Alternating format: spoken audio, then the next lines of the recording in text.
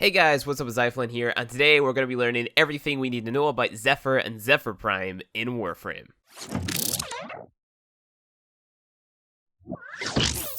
First off, I just want to apologize for this video taking so long to be released. I've had a lot going on with the rebranding of the channel and other stuff like that, so it's better late than never, I guess, but I still apologize regardless. So Zephyr Prime is probably one of the least used frames in the game because she's not necessarily the most useful frame in the world. That being said, she has got a few interesting builds that I think that you guys would actually like. Before we go any further with this video, I want to remind you guys that Warframe is a game that is constantly changing, meaning that everything I say in this video is subject to change. All the links in the description below will be links to other sources that you can use to keep yourself informed with changes to Zephyr and basically any other videos that I make covering her in the future. That being said, while you're down there in the description, go ahead and check out the links to all my other social media so you can stay up to date with whenever I post something online, as well as checking out the monthly 1000 Platinum giveaway that I do down there too. If the giveaway down there has expired, check out my most recent video for the most up-to-date giveaway link, and all you have to do to enter is subscribe to this channel, follow me on Twitch and Twitter, and also follow the @PlayWarframe account, because without those guys, I wouldn't be able to do those giveaways for you guys, so follow everybody! Zephyr is a Warframe whose powers are heavily based around crowd control and mobility. She's mainly used to traverse large tile sets at a fast pace while being undamaged because of her third ability, Turbulence, with a hint of crowd control sprinkled on top. Let's talk about Zephyr's stats at max rank. At max rank, she has 450 health, 150 shields, 15 armor, 150 energy, a sprint speed of 1.15, a V and a dash polarity in her modding section, as well as a D in the aura. Zephyr Prime has 450 health, 450 shields, 75 armor, 225 energy, a sprint speed of 1.2, 2 V polarities, a D and a dash in her modding section, and a D in the aura. You can get regular Zephyr by going into your clan's Tenno lab, and Zephyr Prime is still available to farm in-game from the relics that her parts are dropped from. You can get her blueprints from a Neo Z1 relic as a rare drop, her neuroptics from a Lift Hitch 2 relic as a common drop, her chassis from a Neo K1 relic as an uncommon drop, and her systems from a Lift Z1 relic as a rare drop. Keep in mind the Zephyr Prime parts could be added into more relics in the future, so it's worth checking the Warframe wiki for updated drop tables if you're watching this video past this upload date. So let's talk about her abilities. Her first ability is called Tailwind. This ability allows the player to propel themselves in the direction of which they're aiming for up to 30 meters. If you aim upward and charge the ability, at the end of the Tailwind, you're going to stay floating in the air for a small amount of time. Aiming downwards and casting this ability again will cause Zephyr to dive bomb, dealing 500 damage to any enemy caught within 7 meters of where she dive bombed. The distance that you travel with a single cast of Tailwind is affected by power range mods, and the damage that the ability deals to surrounding enemies is affected by power strength mods. Tailwind has an augment for it known as target fixation. Fun fact, I didn't actually know this mod existed before scripting this video. This augment and all of Zephyr's other augments can be obtained from the Red Veil Syndicate at the rank of Exalted, or from the New Lucas Syndicate at the rank of Flawless for 25,000 Syndicate standing. This augment will increase the damage done by Tailwind by 50% for every enemy hit. This damage bonus is reset upon landing. What it basically means is the more enemies you dash through, the more damage your Tailwind is going to do in general. With this mod, the damage increase is not affected by power strength mods. Zephyr's second ability is known as Airburst. This ability will make Zephyr shoot free projectiles where she's aiming, exploding with an 8-meter radius upon contacting an enemy or surface, while also dealing 500 damage.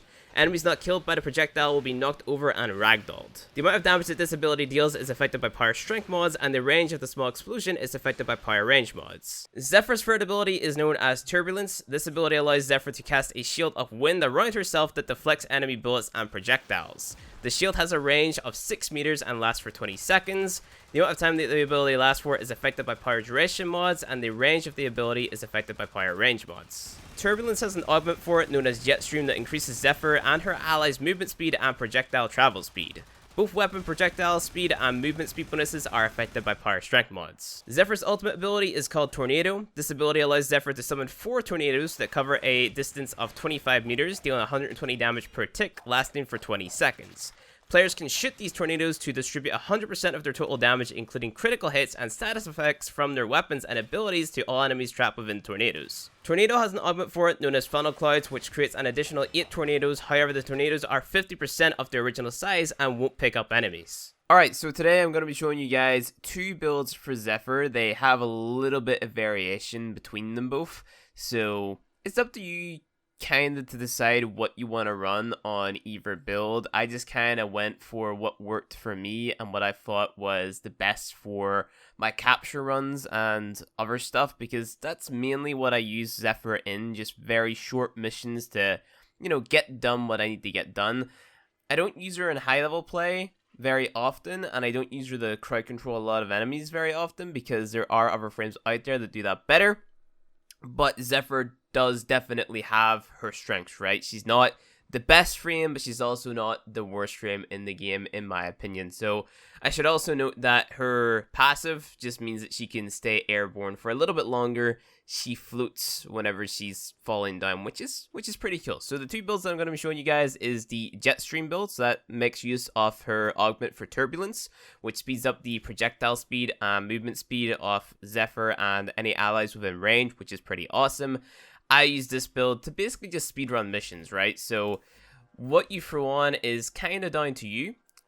This here is the build right here. So on this Exilus slot, you can run pretty much anything you like, but mainly this build is based around having a decent bit of power strength and also having a decent bit of power duration, right? So I mob more towards duration, and then you might also want to have a tiny bit of range, and I'll show you why whenever we come up to, fighting against a bombard, right? Because there's a chance that a bombard rocket can still hit you, because the thought process behind this build is you turn on turbulence at the start of the mission, and you run through the mission with that speed increase and that projectile increase, and take pretty much no damage because the duration lasts that long. So with this build that I'm running right now, the duration of turbulence is about a minute, right? So 61 seconds. Pretty cool, pretty awesome, and you take absolutely no damage from any enemies that have a hit scan weapon.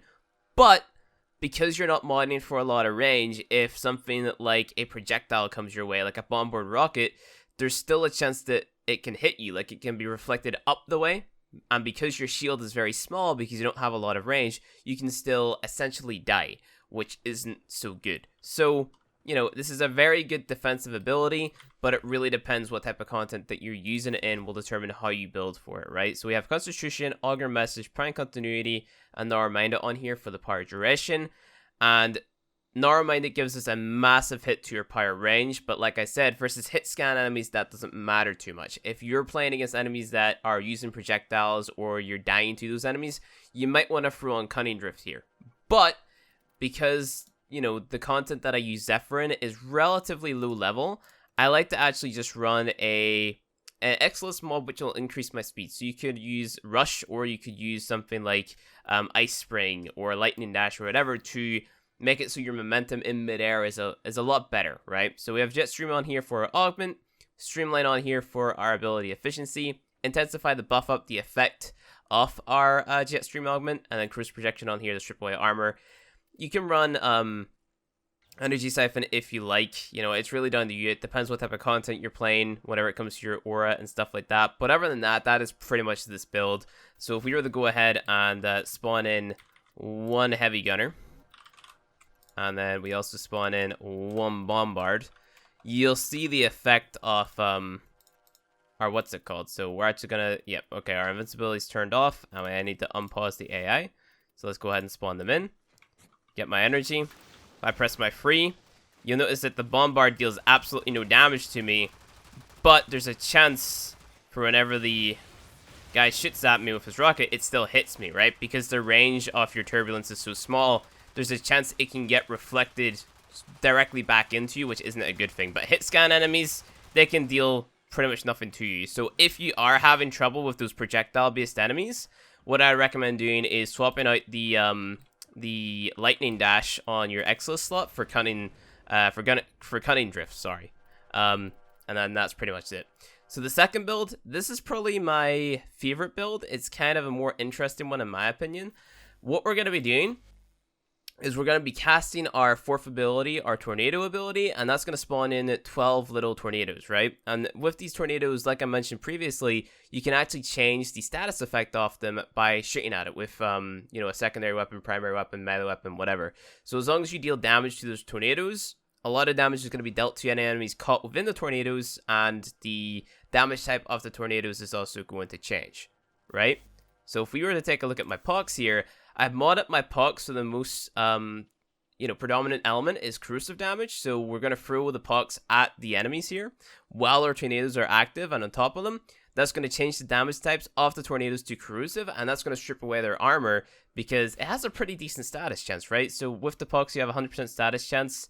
So if you're applying the corrosive status effect on top of that, plus you also get the toxin cloud from the puck, so it's kind of insane damage. So it strips away their armor omega fast, and you'll see that whenever we demonstrate it. So intensify for obviously damage, constitution for a little bit more duration because you want the tornadoes to last long, same with prime continuity.